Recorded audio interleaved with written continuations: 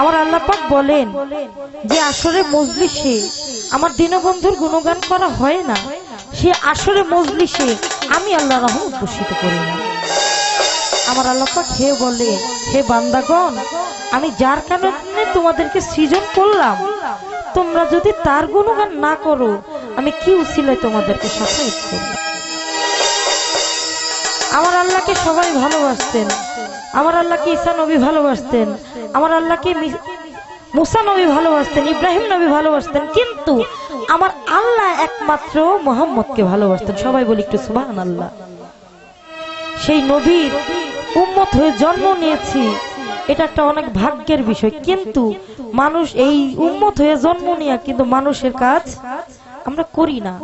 যদি সেই নবীর রওয়াজায় একটু গোলামি খাটার সুযোগ হয়ে যায়, তাহলে এই পাপী দেহটা সিদ্ধ হয়ে যায়। সেখান থেকে একটা আর্জিমূলক অনুষ্ঠান থাকবে।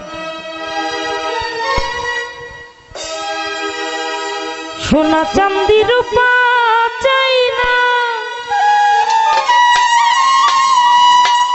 চরণ ধুলি এই কামনা,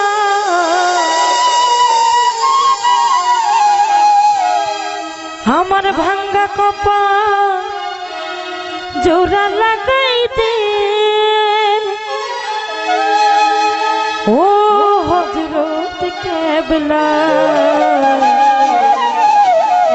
মদিনার গোলামি আমার